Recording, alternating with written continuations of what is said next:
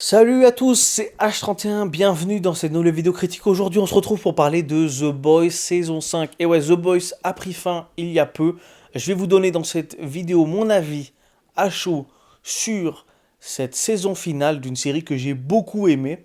Donc si la vidéo vous plaît, à l'issue de cette dernière, je vous invite à la liker, à mettre en commentaire votre avis sur cette saison finale de The Boys et surtout à vous abonner si vous aimez le cinéma et les séries, vous êtes vraiment au bon endroit. Donc n'hésitez pas à vous abonner, ça fera grandement plaisir. Franchement, chaque abonné que je vois qui s'abonne vraiment, ça me fait chaud au cœur parce que ça représente quelque chose pour moi, pour mon travail. Ça fait 4 ans que je fais des vidéos, ça fait un an que j'essaie d'être le plus rigolier possible. Donc franchement, euh, mettre un petit commentaire, mettre un petit like, c'est peut-être pas grand-chose pour vous, mais pour moi, c'est vraiment très important. Donc n'hésitez pas à le faire.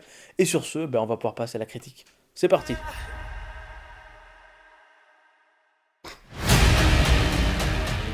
Bon alors, The Boys saison 5, c'était une saison que j'attendais sans vraiment l'attendre. C'est un peu bizarre. Je trouve que la promo de cette saison 5 n'a pas été très bien faite.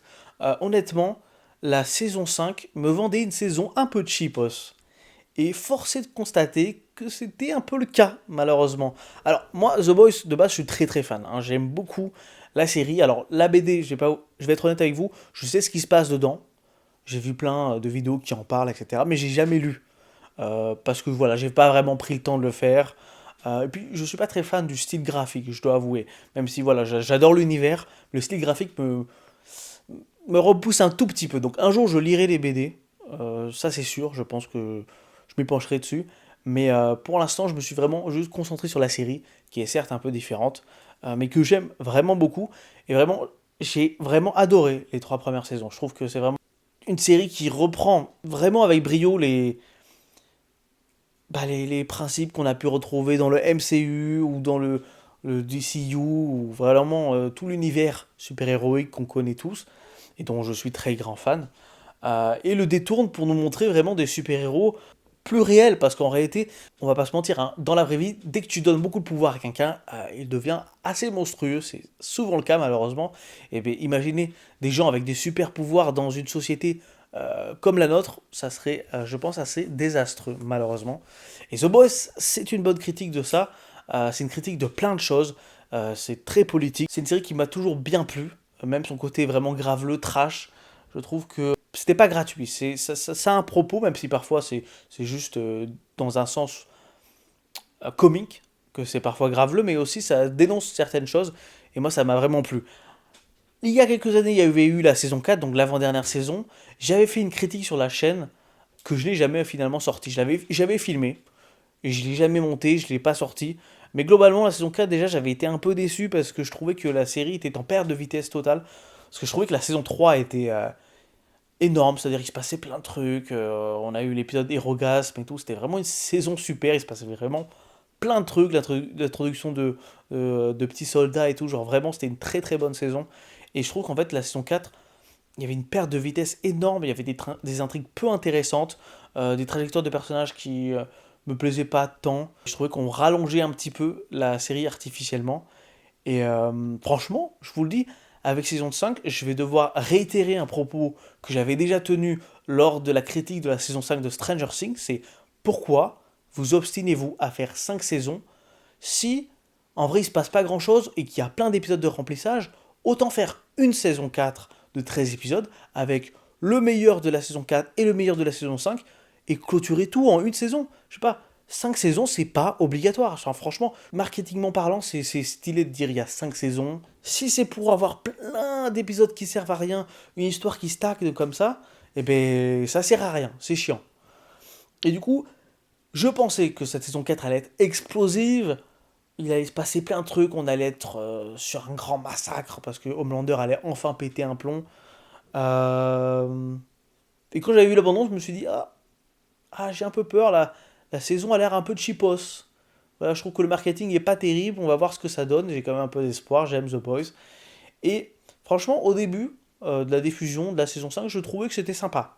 J'étais content de retrouver les personnages. En plus, on était dans un moment où on avait le même jour Daredevil, Invincible et The Boys, donc moi j'étais aux anges. Du coup, le premier épisode, j'aimais bien. Je me dis c'est cool, c'est une introduction de saison, on retrouve les personnages là où on les a laissés, donc c'est cool. Sauf que tu te dis ça va monter crescendo et puis en fait ça redescend aussi vite.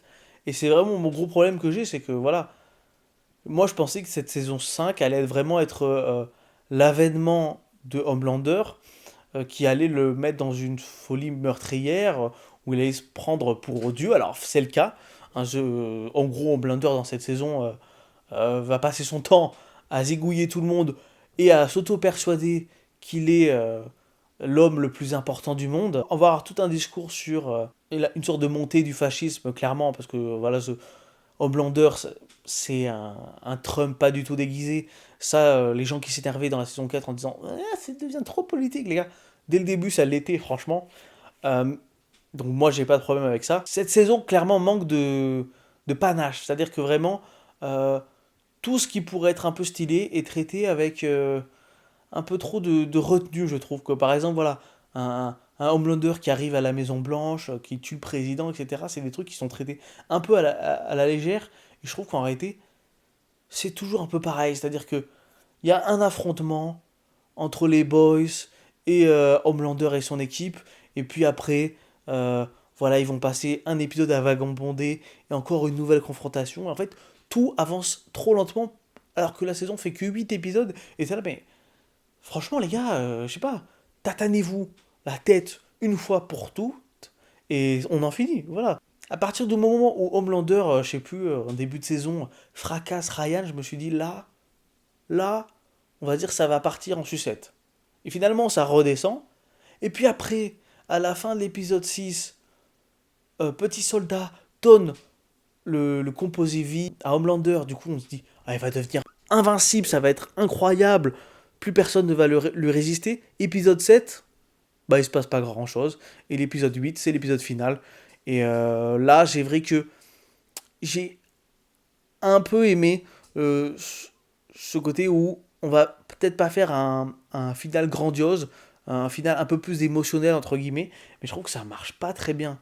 C'est-à-dire que la plupart des morts importantes qui arrivent dans cette saison et sont pas très touchantes.